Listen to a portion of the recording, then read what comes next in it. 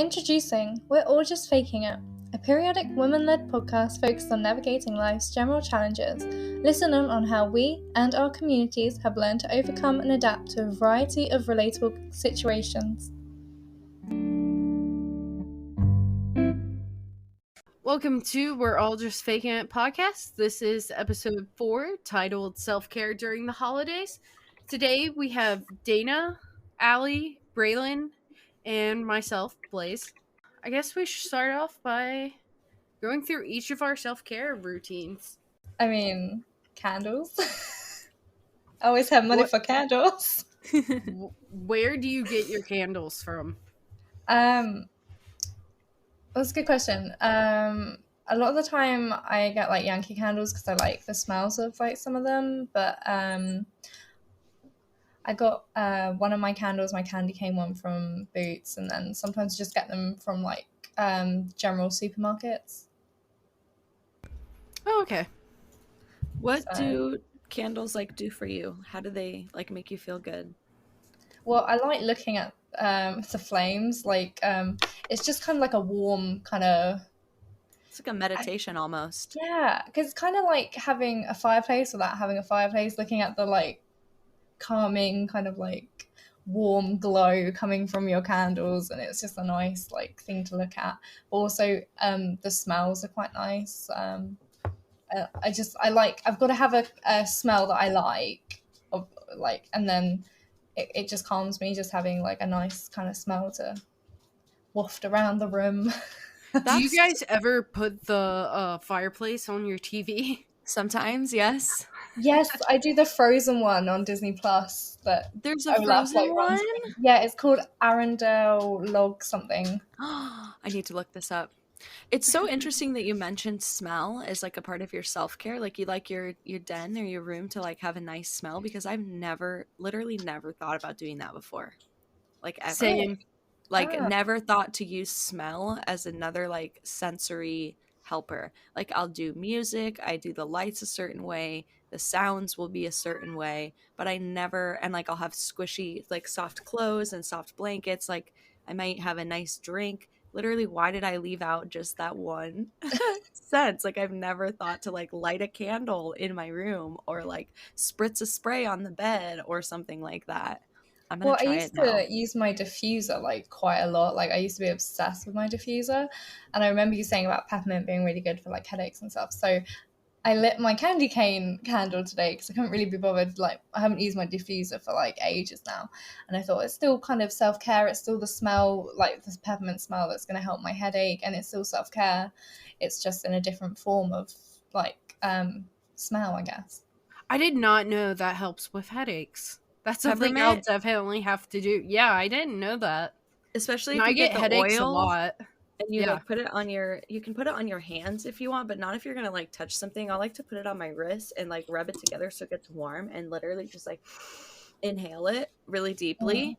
You can put it on your temples, but it does burn a little bit, like because it's minty, like menthol. You know what I mean? Oh yeah. Don't put it too near. Yeah, don't get it too near your eyes. But yeah, peppermint is really good for. Well, they have necklaces now where you can put the smell into them, can't they? Mm-hmm. Like, it's also great if you get nauseous. Yeah, peppermint same is thing. good for nausea. Yep, if you're like laying in bed and you're nauseous, I used to just take the peppermint oil and put it on my stuffed animal that like on its head that I would sleep with, which is another really great tactic to like put essential oils, and then you can just hold the plushie and like smell. It works really good. I use gum when I feel that way. I never thought about the correlation between that, but that totally makes sense now. What do you do, Braylon, for your self-care? My self-care, I have a lot of different things I do depending on like the mood that I'm in, I guess. A big one for me is, I guess I'll start with like my high energy self-cares versus my low energy self-cares. My high energy self-cares would be like exercise, like moving my body in some way that's a little bit rigorous, like spending time with friends or family, like going out for a drink or getting dinner together, versus more like low energy ones would be like watching a comforting movie, going for a walk, listening to music, maybe journaling, whereas like creative things would be more of a high energy self-care. Yeah, I have a lot of different things that I do.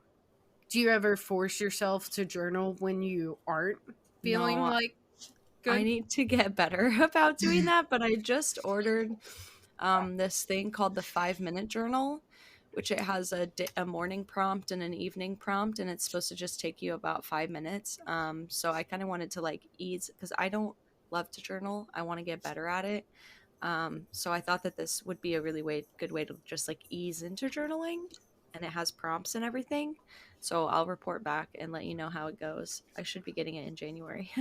Oh, that's really interesting. I definitely, yeah, the only time I journal is when I'm like angry, frustrated, annoyed, like, and then like when I'm sad, I'm like, why am I sad? And it's like, well, you don't know because you haven't journaled any of your like thoughts or Yeah. anything for ages, so you can't see. I've heard of the Yes. 5 minute journals before, and I've been wanting to check it out. So definitely let me know what you think of it. Yeah, I thought it'd be great because I don't like things that have like, if in my mind it becomes a chore, my brain's gonna be like, yeah, we're not doing that. Same. Mm, same.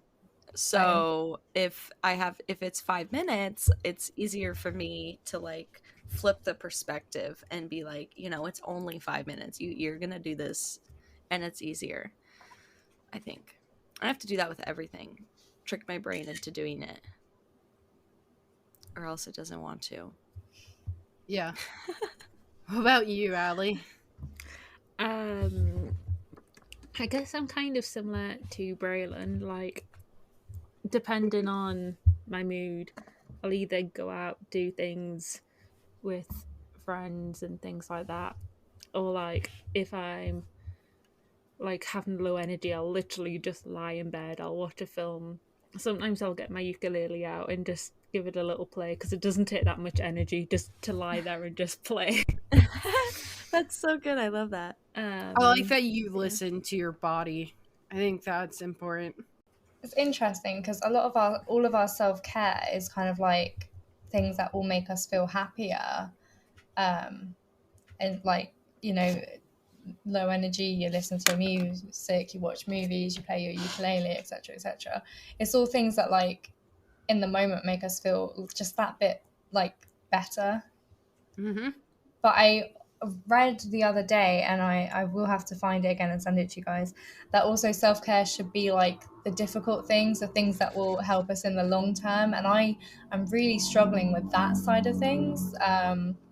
For sure. Like, I don't know about you guys, but for my self care, it's always like short term, what will help me right now? What will make me feel better? What will help me just, okay, I need to eat something. What's quick and easy, or what, and I definitely think for more long term, what would help us all is definitely something I'm interested in learning more about. Do any of you do things for yourself that would help yourself like the next day? Do you Say know like what laying out clothes for the next day or stuff like that. I was going to say? Do you know what it is? It's almost like what the self-care that we all just described and talked about is like us doing, like going to the doctor when you already have something wrong versus being preventative about your health. Like Exactly. self-care, I think you're so right, Dana. Like all of us, we all just listed things that we do when we're in like emergency mode. Like we're like, oh shit, we've already hit a bad spot. And now we need to it's not self-care. It's like, I don't know, mitigation, or like it's like, the only thing you can do to stop yourself from getting worse, essentially. You Yeah, know, you have to do those things. But I think what we need to be doing is when we're feeling good, when we're feeling good about ourselves, when we have high energy, we need to do the difficult things that will make it easier when we have a bad time again. It's almost like Mm-hmm. exercising. You exercise for a little bit of time a day, and then everything else in your life kind of gets easier. You get stronger, you have more stamina. It's kind of a similar thing.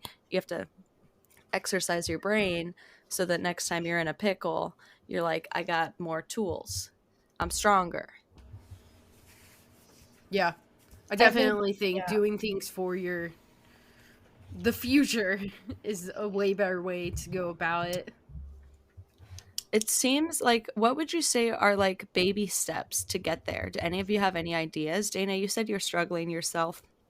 I definitely currently don't do a lot of what do we call it? Like true self-care, I guess. Like I the one thing I think I do is like make sure I stay hydrated and then I exercise. Those are like my two preventative things, right? They help me from having the low lows, but I know I could be doing more. I Journaling think is definitely one. one thing for myself would to be maybe this is small, but like emptying the dishwasher before it starts to annoy me instead of while I'm annoyed about it. Mm-hmm. I Being more definitely think, proactive. yeah, I definitely think like with the like what we said about journaling, how like we never just journal until like something bad Yeah. happens. Like I think probably like trying to set aside some time, like you said with the 5 minute journal, just setting some time aside every day or like every other day, you know, to make it easier, where you just kind of write down one thing that happened in your day or like a couple of things that are just in your head that you haven't realized or in your head that you just want to get out, because otherwise you wait until it's too much in your head and everything's overwhelming you, and then you don't want to journal because you're just feeling like crap and you've got to do the emergency self-care. What Yeah. will make me feel happy right Do you now? do you know what it reminds me of? I keep going back to this, but it's so similar to like taking care of your brain is so similar to taking care of your body, right? It's kind Mm. of like when people get to the holidays and they're like, "Oh no, like I need to diet." Like, you know, they're like, "I need to Yeah. start a diet right now." It's like very similar to that. It's like, "Well, you probably should have just, been taking care of yourself a little bit better the whole year." Like Instead of just now starting. That's instead why of they like, always see such a big start at the beginning of the year. yeah. Everyone's like, "Oh, I need to get in shape," and then like a month later, it's dropped off like The a one thing that I bunch. really want to start, and maybe this will be my New Year's resolution, and please let me know if any of you do this regularly, but I want to daily meditate. Ooh, that's a good one. I definitely have stopped meditating recently in the last like 6 months, I would say. And it's a shame because I really enjoyed meditating. It really helped me with like my anxiety and like having difficulty sleeping and stuff. I definitely think that's a really good one to get back into, because I know a lot of people may say like meditation doesn't work for them, but I find guided meditation where someone's talking to me the whole time, telling me, relax your legs, relax it, that is so much better for me. And it's kind of what works for you as well. I also really love guided meditation, and I think that if you're scared to start meditation, like I used to think meditation was just like sitting in silence. You know what I mean? Yeah. I used to think it was just like, and that is one form of it that you can do, but guided meditations are so much more helpful. For me, I love because it can help. It's almost like it acts as your thoughts, right? And Hmm. when they're so like inspiring and good and kind and motivating, like if you listen to 15 minutes of somebody, like while you're doing guided breath work, they're telling you breathe in, breathe out, but they're also telling you like you can believe in yourself and like really motivating and uplifting things. It's pretty powerful, like on your mental psyche. Definitely. And like you said, with the breath work, a lot of meditation, um, guided at least, does like get you to do breath work, which in itself, breath work, belly breathing, all those types of breathing exercises help you anyway, just on their own. So when they're combined, it's very helpful.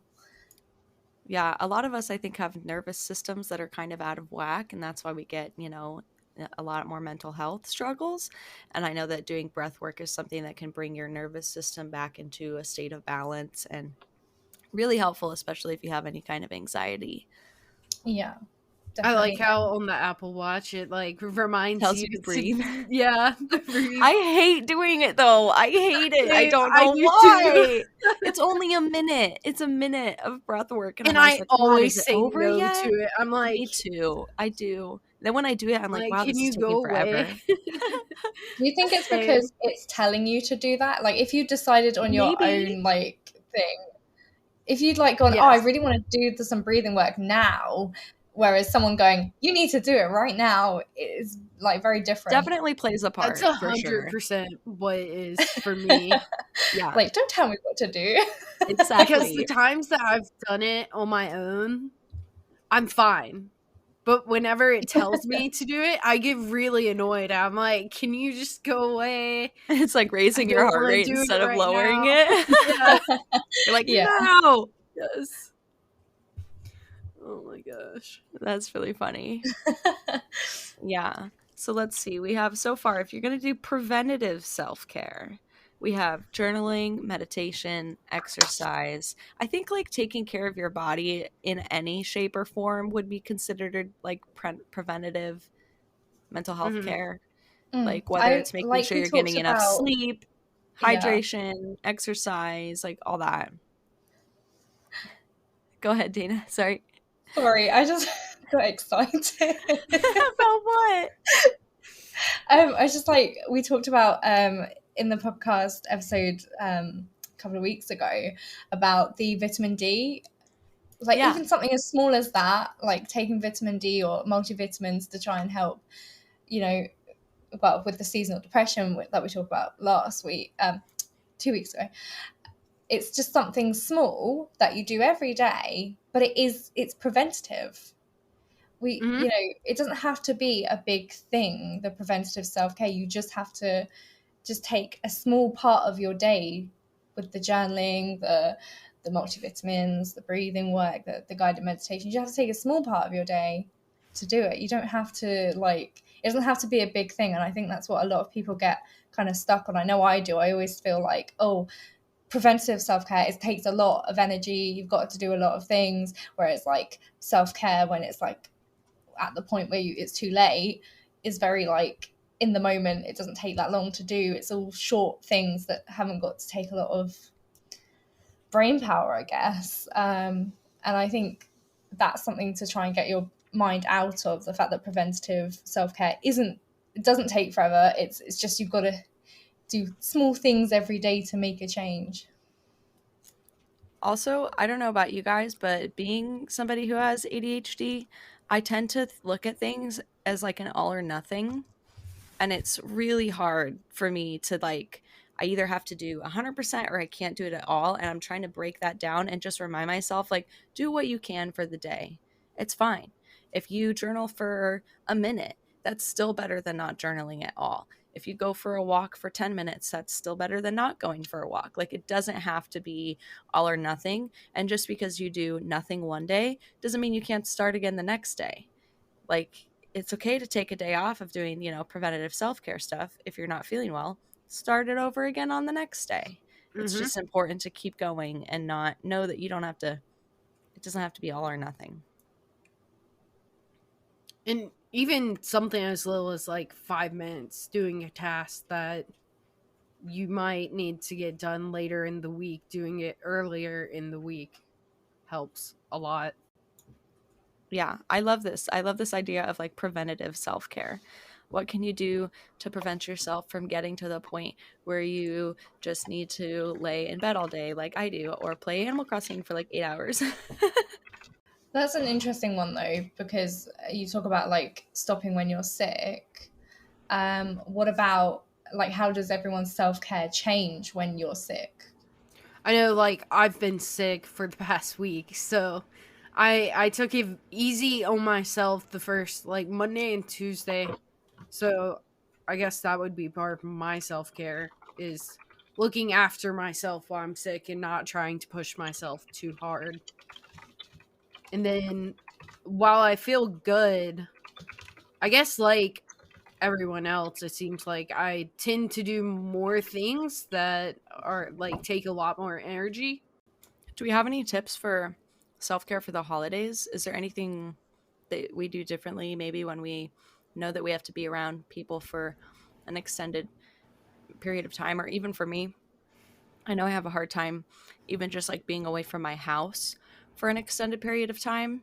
So like I love my family, I love my husband's family, but sometimes being away from home, I have to do different things so that I make sure that my mental health stays good. I think being kind to yourself during the holidays, because there's a lot of comments that people say about certain things or questions that people ask during that time.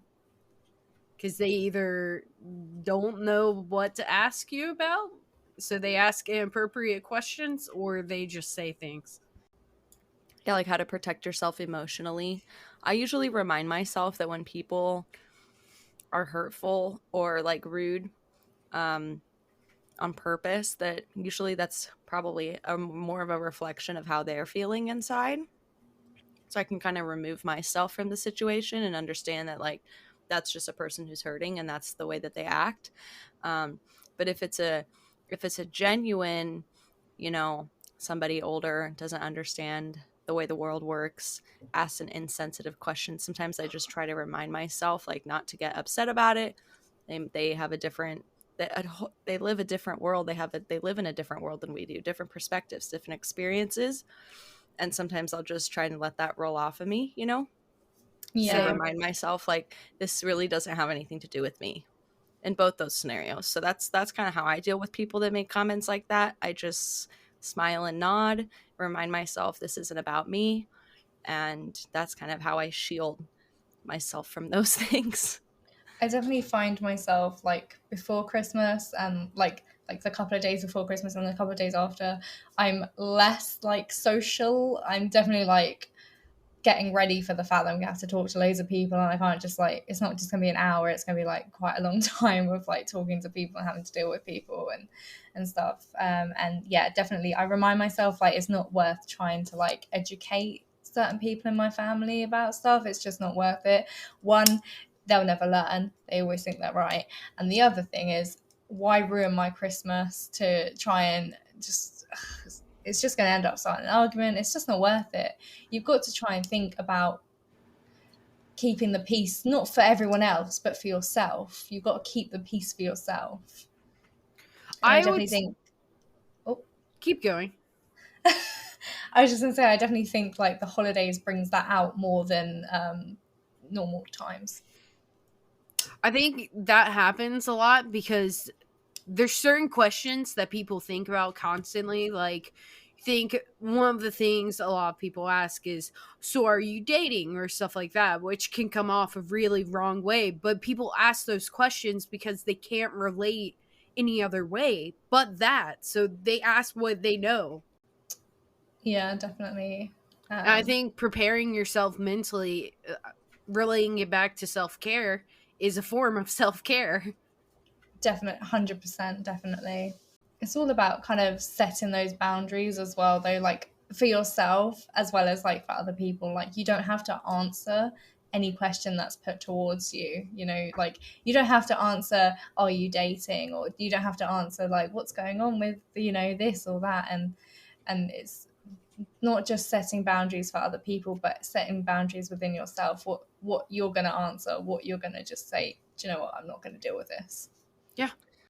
I also just feel like you said a little bit earlier, just being social for that amount of time sometimes can be extremely draining. So, like, if you have a partner or you can do this with yourself, like, make sure to like take breaks. If you need to like go be by yourself in another room, there's nothing wrong with that. So if you're like at an event and you have a partner, sometimes you can have like a code word for like it's time to go home. I need to go home now. If you hit that point, I know at least I do sometimes where I'm like, all right, my social battery is gone. I'd like to go home now. But if that's not an option, sometimes being by myself, even for like 15 minutes, can be all that I need to kind of reset and then go back out there and join the people and be social again. So it's important just to know your body and your signals, and when you start feeling agitated or tired or anything like that, go take a break or do what you need to do to make sure that you don't lash out to others. When you do take a break, what do you do? Do you If just I'm sit in there, or Oh, I'll usually go on my phone or like play a game or something like that like kind of just lets my mind reset. Mhm. But maybe if I get into more meditation, it'd be a good time to like, do a 5-minute guided meditation would probably be helpful, or even just like journal on my phone for a few minutes. Once I get into the more habit of doing those things, I think would be more productive. That's what I was thinking. Yeah, Or for some deep me, breathing.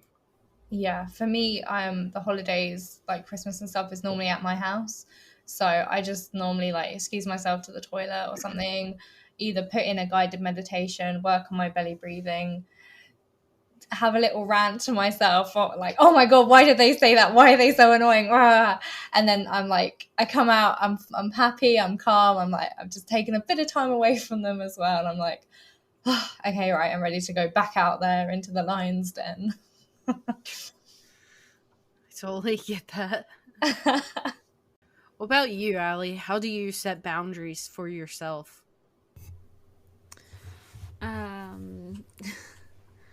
I guess like the social situations, I've been in many like family parties, like one side of my family, there is a lot of us, like cousins and everyone. So there's definitely like there's been a fair few family gatherings, and I just slip away at one point and just go into my dad's bedroom, and I'm literally just lay there.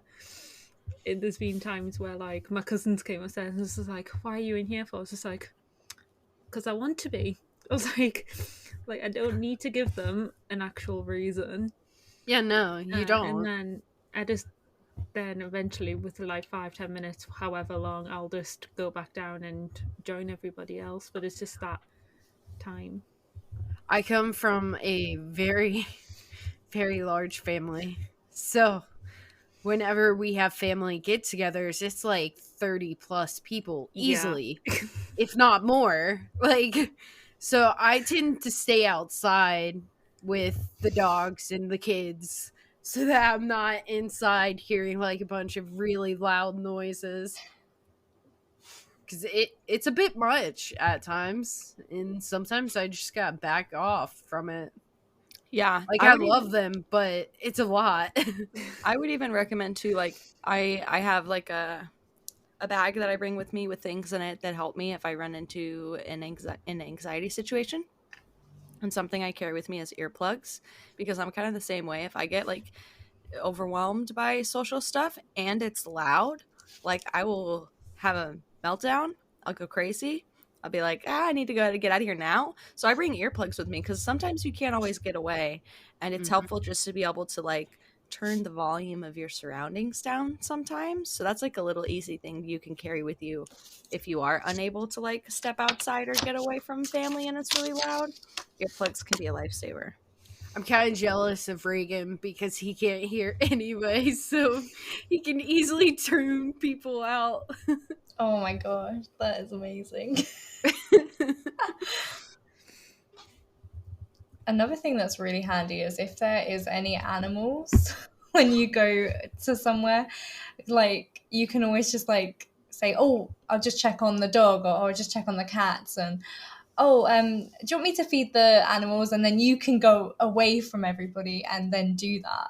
And you've got that time. And also there's a really cute animal as well that you can pet and give a cuddle to if you're feeling a bit like sad or anxious. The other thing too that I heard somebody on TikTok talk about was if you don't feel like describing your mental illness or whatever, like say you are feeling anxiety and you go lay down in a room and somebody comes in and they're just like pestering you, like, why are you in here? What are you doing? Come back and join us. Da da da da. Yeah, this person was like, just lie. Say that you have something physically wrong with your body instead. And people are always just like, oh, okay, do you need a water? Like, oh, I'm so sorry, your stomach hurts, or you have a headache, or like you're feeling nauseous, whatever it is.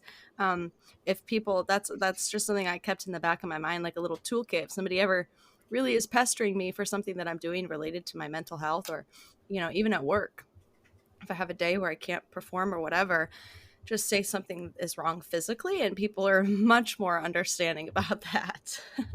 Yeah. Especially if it's people you don't know well, you know, like it's acquaintances or something like that. It's easier to just be like, oh, I'm not feeling well. My stomach hurts, what have you. I've definitely done that before to people.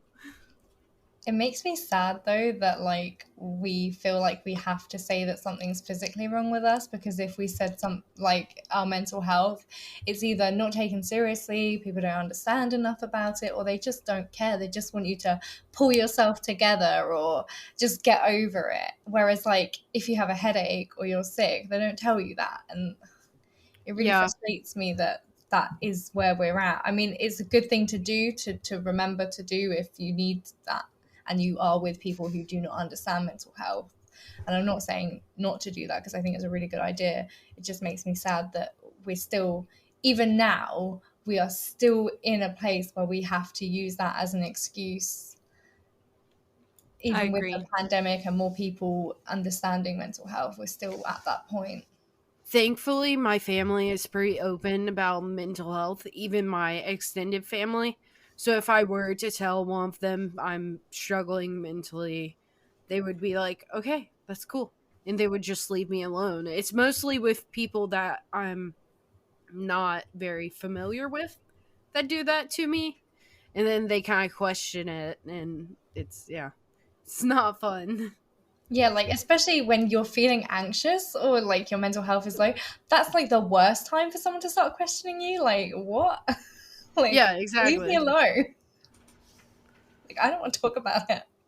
And it's also like you don't owe them an explanation at all. Exactly. Yeah. I saw the other day, and I see it quite often actually, and I always think to myself, that's a really good thing, is that no is a complete answer. Mhm. Like, that is something that I think I always forget. I always feel like I have to give an explanation for anything, you know.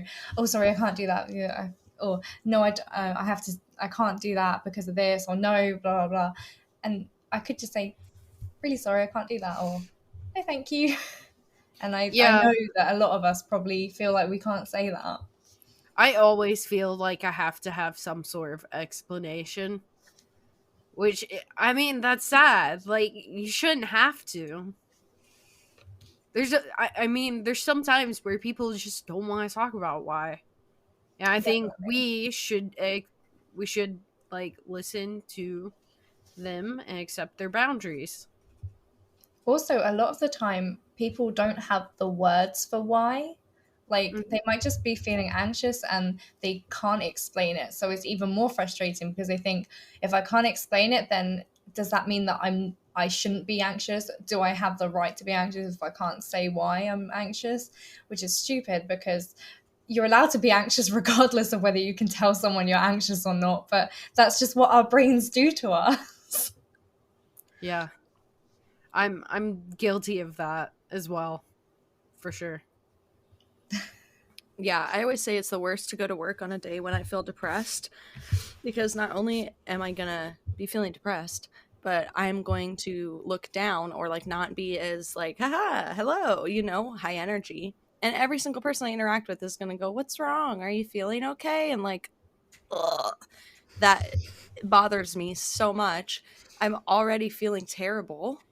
I don't want to tell you that, like, I most of the time I'm just like, yeah, I have depression.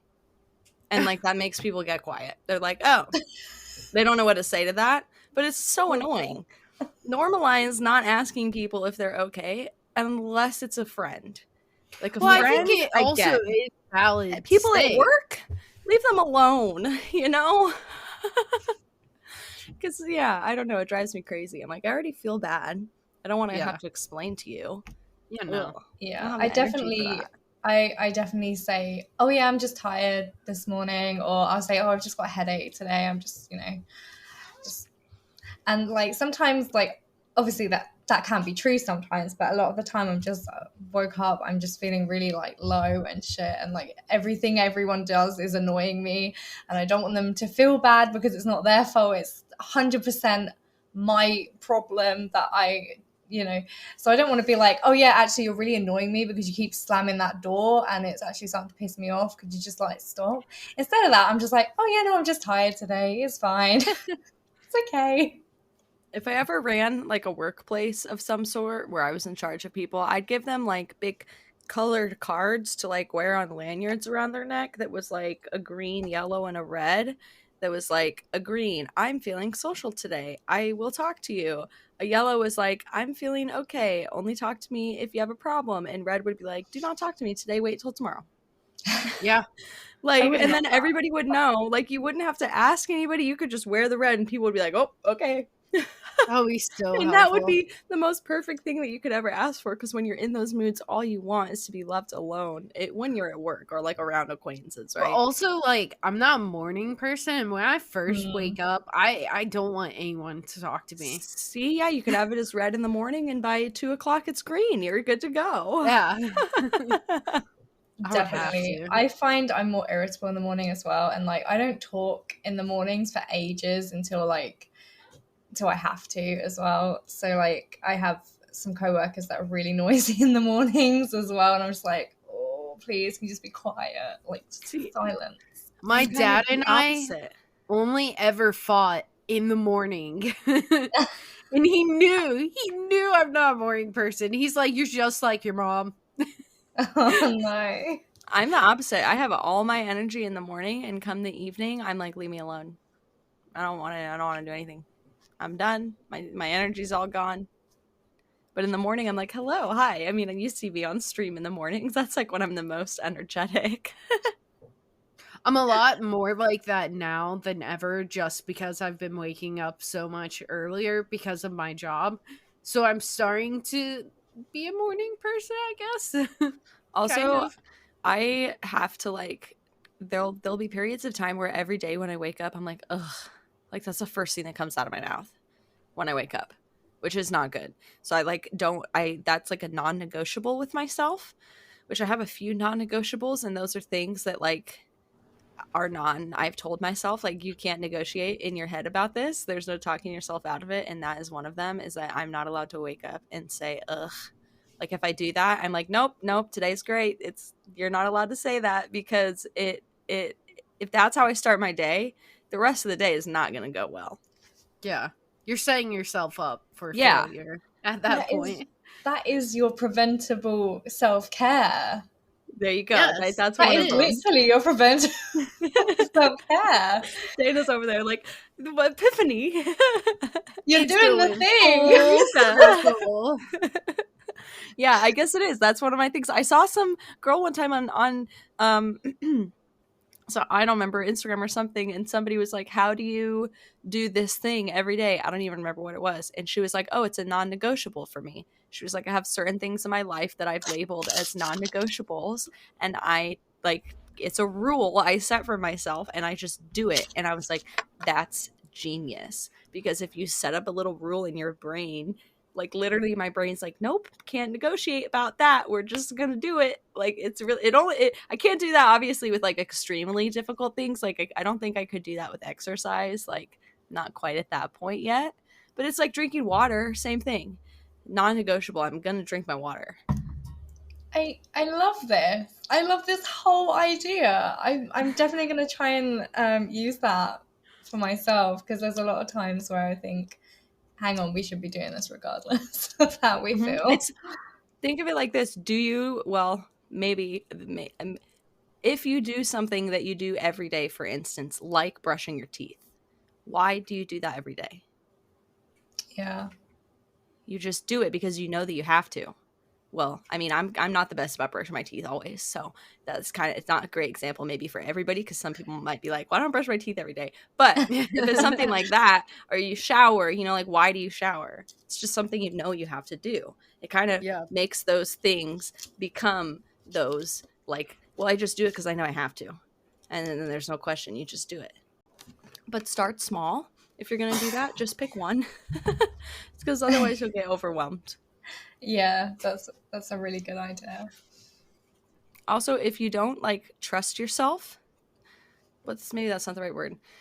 If you can't trust your own word, like if you say like tomorrow I'm gonna do this thing, and like you never do those things you say that you're gonna do, it's easy to start with something really, really tiny and achievable to build that trust within yourself. I mean, it can be something that takes 5 minutes. Like I'm gonna, I don't know, journal, whatever. It could be something super easy. I'm going to drink a glass of water when I wake up in the morning, every morning. If you can like build that trust with yourself, it gets easier than when you say, oh, I'm going to do this thing every day. You're like, yeah, I know I'm going to, because I follow through my words with my actions. That's definitely a good way to kind of like reframe it as well in your brain, because you're doing it for yourself. It's not like you're doing it for anybody else. It's a a preventable self-care like thing. So definitely a better way to reframe it for sure. It's a part of a whole thing that you can look up called reparenting. Basically, like when you are little, your parents tell you, brush your teeth, drink water, go to bed at this time. And when you get older, there's nobody to tell you that stuff. It has to be you. And if you go through a period, like for me, I was great at self-care and stuff in high school because my parents were kind of on top of me and would make sure. And I think that may be the case for a lot of us. Like my parents, like they were parents and they made sure I did stuff, took care of myself, got to bed, whatever. Then when you go to college, at least for me, you get this freedom that you didn't have and it feels really fun. And you're like, oh, I can do whatever I want.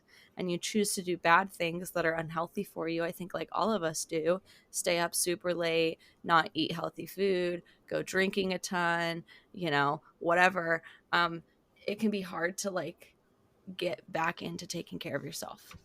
Because I know for me, I like totally lost all of that routine and structure and good habits I had in college. They just all went away. And I had like 7 or 8 years of not taking care of myself. It's hard to like, you got to start somewhere to get back on track. Definitely. I think as well though, a lot of like going to bed late, like for some, yeah, that's just like pushing the boundaries, seeing what you can do. For other people, like I've been looking recently at the what's it called? Revenge bedtime. Oh yeah. Like Revenge procrastination. Yeah, that's it. Mhm. Because you're going to bed later because that's the only time like that you can do it, or you've had your whole day, you've been doing stuff for other people, and you finally have that time for yourself, and you stay up late because you want to like have that time, but really you're just like making things worse for yourself. Well, for me, definitely, I feel like definitely recently in the last couple of years I've noticed I've done that more. And then also sugary foods, that's something that some people eat because they're chasing the dopamine. So so as well, it's like you're not having your parents guide you and tell you, but then also your brain is like, well, I want this is going to make me happy. So then you're like, well, do I listen to what my brain wants, or do I listen to like what I should be doing? And it's like a whole thing. So definitely reparenting is a hard one, I would say, for a lot of people. People always talk about how like, well, and there's like an inner child, right? But in my brain, the way that I view like my subconscious is that like I am the child and my subconscious is the parent. So like I literally speak to myself sometimes like in my brain as if it's like a mother talking to a child. Like it's not me talking to my inner child. Like I'm not telling my inner child like you're gonna be okay. It's I am the inner child. And I have a parent in my brain that like tells me nice things and helps me when I'm struggling and tries to help me reframe things. That's taken me a really long time to get that voice to be like that. I love that though. Yeah, I definitely feel like when we're saying stuff that works for us and stuff that like what didn't happen like instantly. Like we've all had to work to get to the points that we're all at, and we're still constantly working on different things and trying to learn new things to help us get better. Like no one has finished at this point. We're all still you're ever finished. Trying. I don't think it's ever done. That's the human experience. It's how do I make sense of this? How do I live in this world with this brain that, in my opinion, I think we're just like little animals that got too smart for our own good. And we have to figure out a way to not drive ourselves mad. Definitely, yeah. We're always on also, this journey. I think it's so important to have conversations like this because like we all, like the 5 of us that are on this podcast, we talk all the time, every day. We have talked, I would say like most of us have known each other for at least 9 months. We've been talking to one another every day. And we talk we talk a lot about mental health. We have a Yeah. lot of mental health conversations, a ton of them. And still, week after week on this podcast, people have little eureka moments.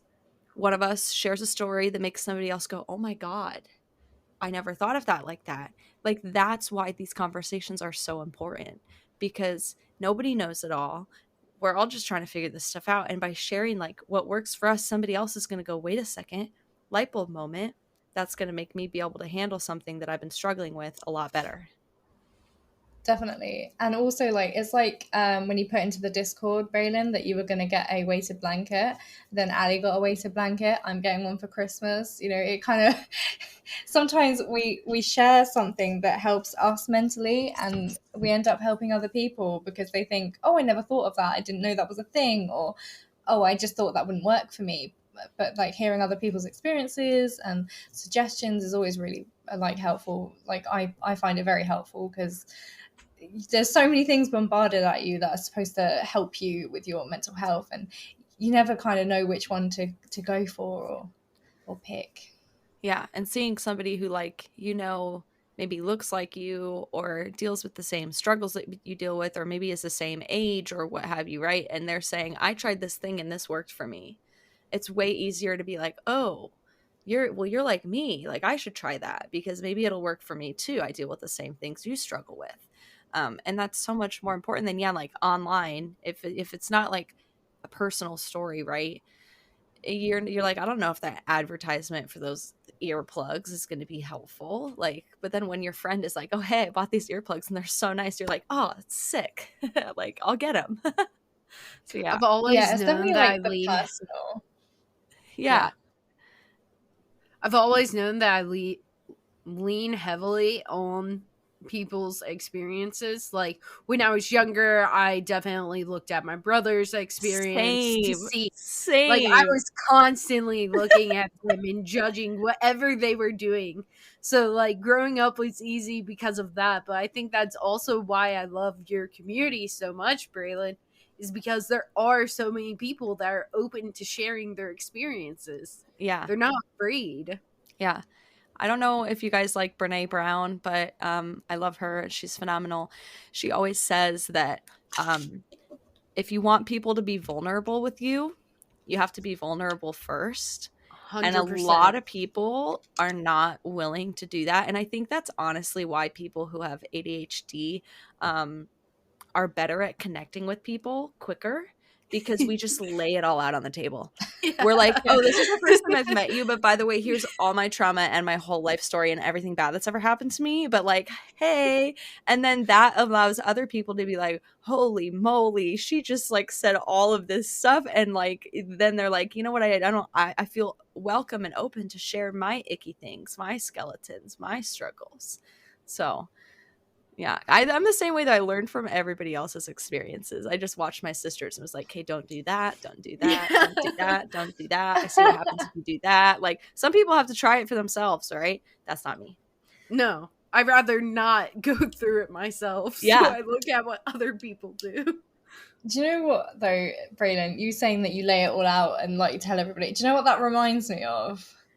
What? You know when you watch like an episode of something and it does like a catch up or like a recap.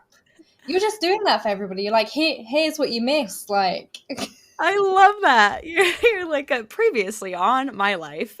yeah, Yes. Let me here's catch what you you up to speed missed. here. Yeah. It's also like, I feel like I want people to know that there's reasons why I am the way I am.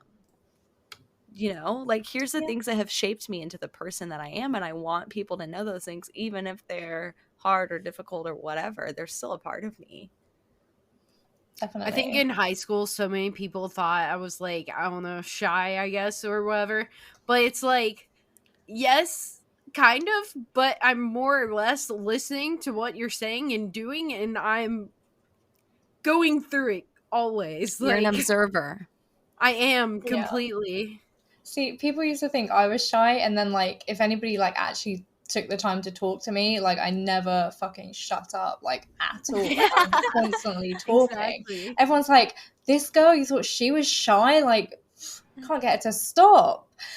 But it's like it's funny, isn't it? Like you'll open up to certain people like that are worth your time, and then there'll be other people that can't even be bothered to talk to you, like, that's your problem. Yeah.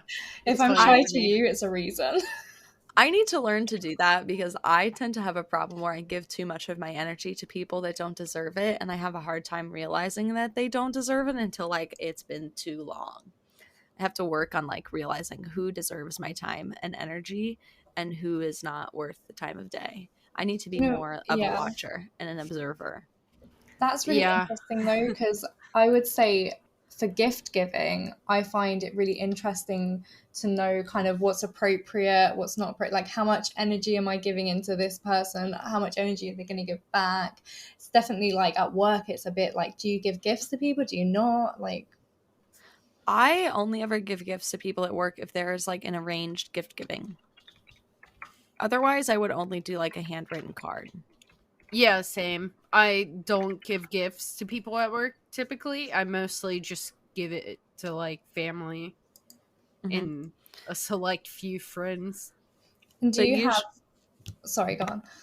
I was gonna say usually if there is like a like a secret Santa or like a white elephant or something like that at work, the most important thing I always try to do is make sure to not like buy something alcohol related, because I feel like a lot of people don't think about that you might have people in like recovery or what have you. A lot of people have icky relationships with alcohol, so that's something I always like try to make sure. But other than that, yeah, I'm kind of a one of my love languages is words. I like to tell people. So something that I would do in an office is just like write people really nice cards saying something nice about them or telling them how I felt about them. Something like that would be more my speed. Yeah, I would say definitely like alcohol's a tricky one because I think a lot of people always want to like gift like work things. I always find that they gift or the prize is always alcohol, and I'm like, well, I don't really like drinking alcohol. But then you think like it's a bit difficult for people who have like a different relationship with alcohol. But for heartfelt words, so my love language I think is probably gift giving because I enjoy giving gifts so much. But oh my gosh, if someone writes me a letter or something that like is just nice or tells me that they appreciate me, I will just like start fucking crying. That's it, I'm gone. It just means so much to me to because I feel like especially with my anxiety I'm constantly second guessing whether like somebody hates me or if I've done something wrong, and then for someone to just like say, hey, actually you're a really good friend, or hey, I really appreciate you for being who you are, oh my god, sobbing. I'm gone.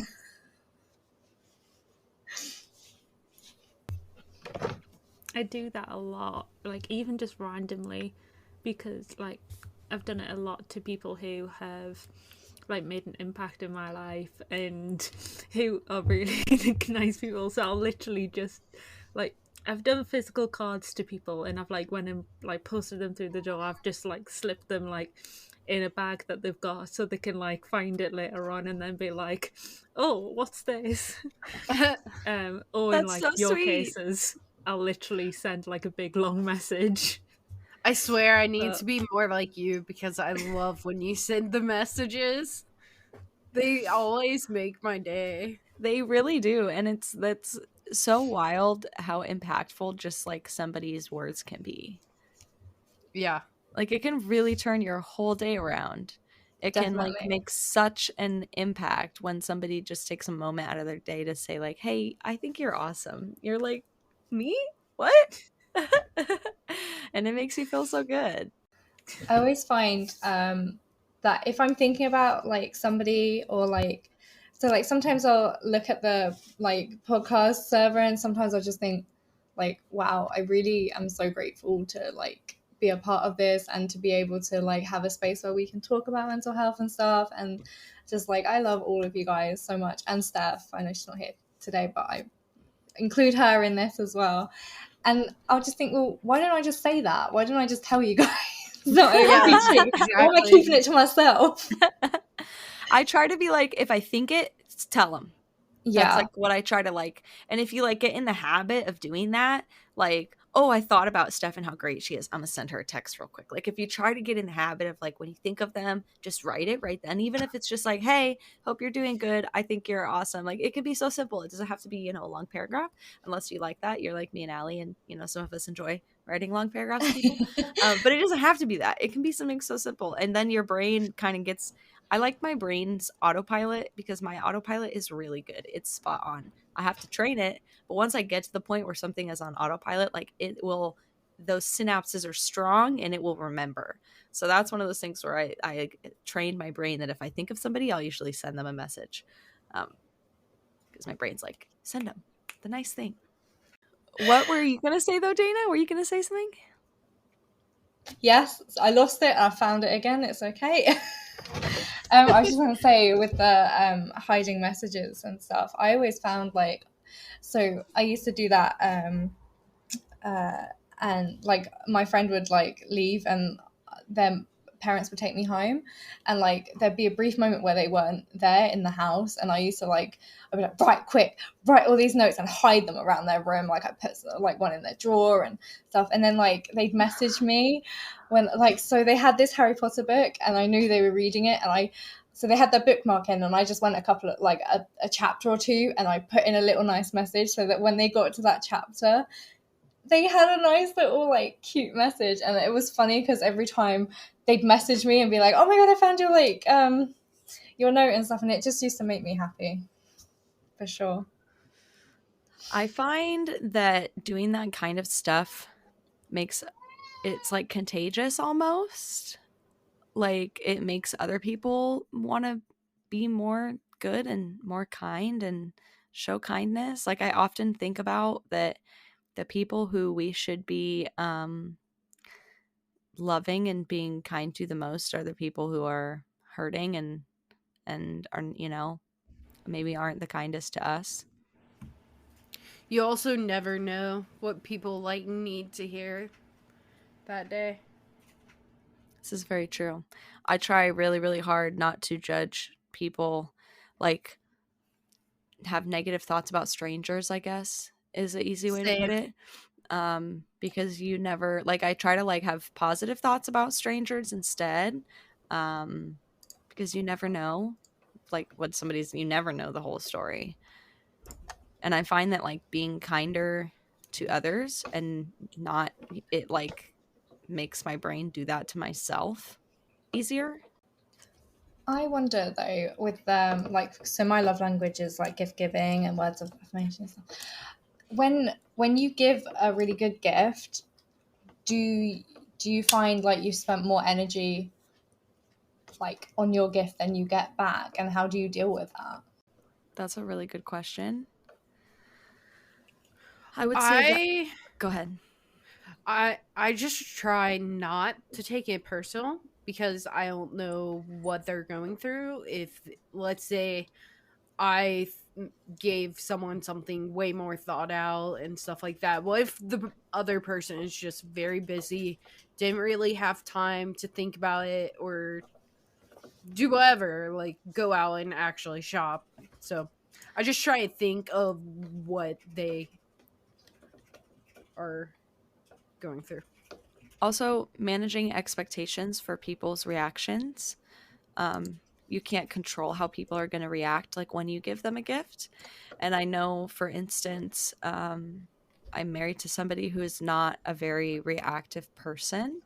So, like, I would never expect him to like start jumping up and down or screaming with glee, like if I gave him a gift, you know?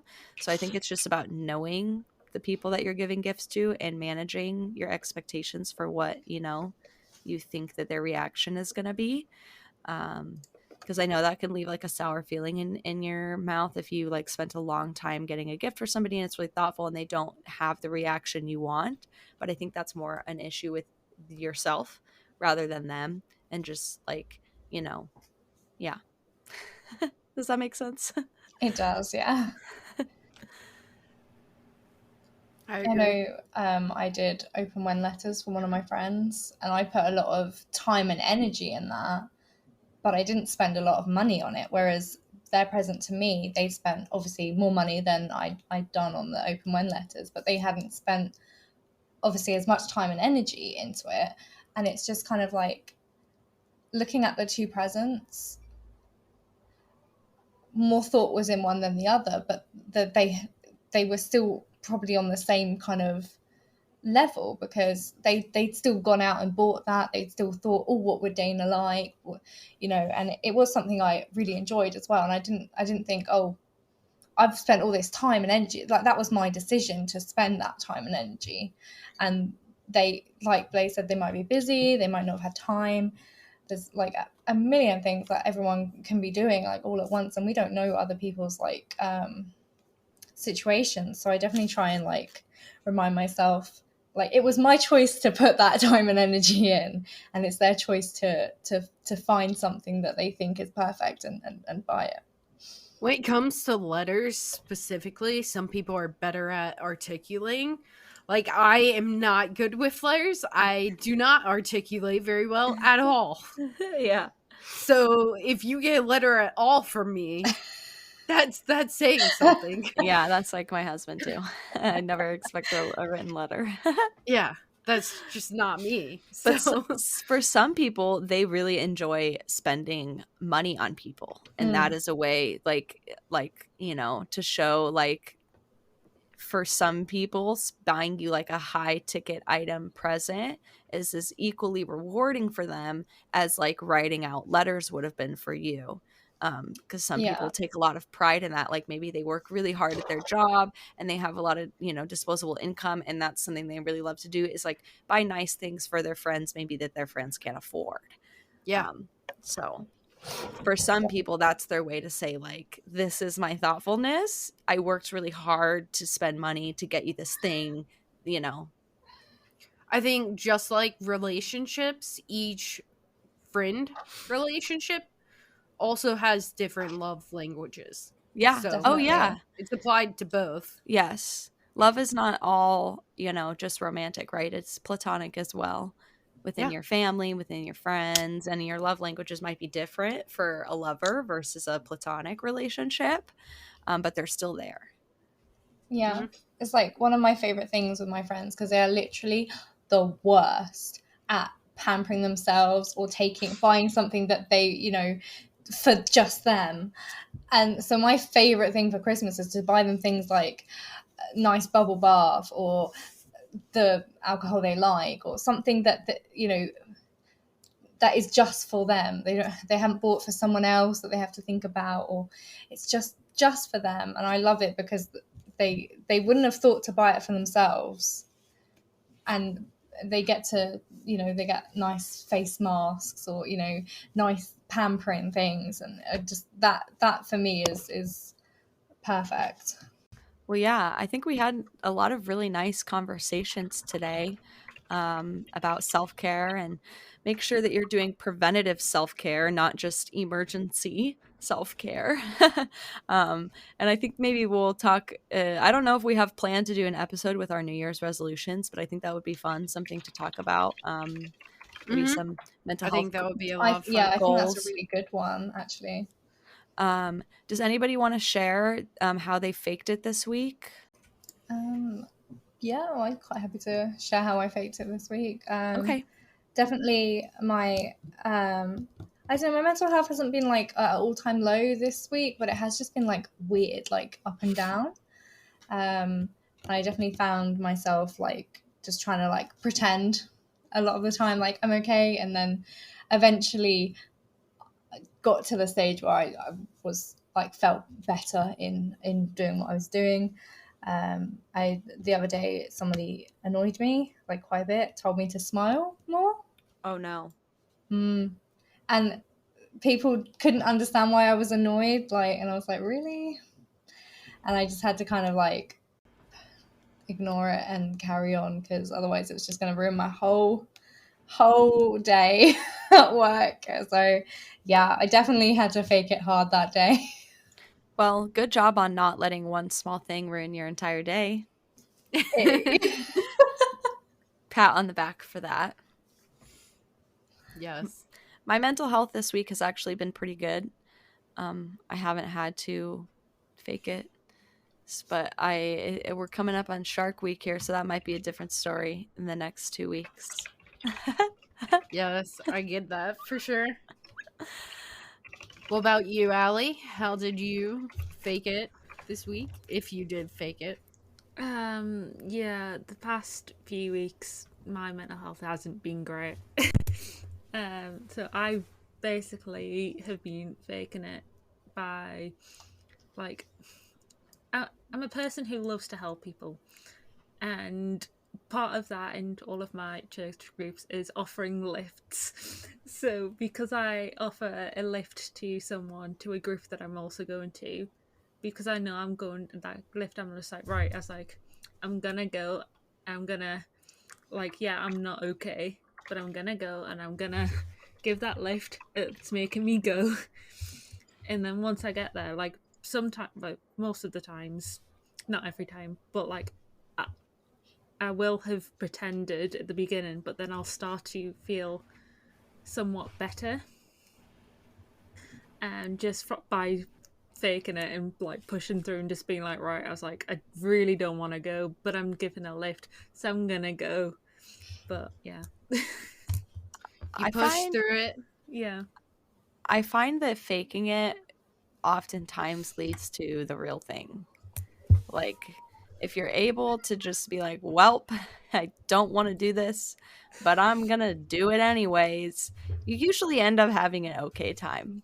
Like, your brain usually makes it out to be a lot worse in your head than it is. Not always. Sometimes you fake it, you go, you have a terrible time. That is true. But most of the time, when I fake it, I end up, it's by the end of it, I'm not faking it anymore. Hi, Mira. Hi. I'm keeping her distracted so that I don't She's have to so take her cute. outside. She's like, treat, mommy. Yep, Oh. 100%. Okay, yeah, so I think I'm gonna close it. We're gonna close it out there. So that That's she can how I check Mira faked it this out. week. What? With Uh, Mira? I several times this week had to distract her with treats during a meeting because she was running out and I needed to be in the meeting. She's so cute. Oh. Well, thank you everybody so much for listening in. We hope you found some benefits of this episode. I think we had some awesome conversations. I'm excited to listen to this one over again. Check out our new website. It is WAJFIP. Oops, sorry, WAJFI podcast.co, and join us on Discord to access resources mentioned in this episode and find your people. We have a pretty awesome Discord community, just saying. Next episode, our topic will be New Year's resolutions related to mental health, of course. So I think that'll be fun. And don't forget to follow us on all major social media platforms and stay tuned for our next episode airing dates. And we will see you next time.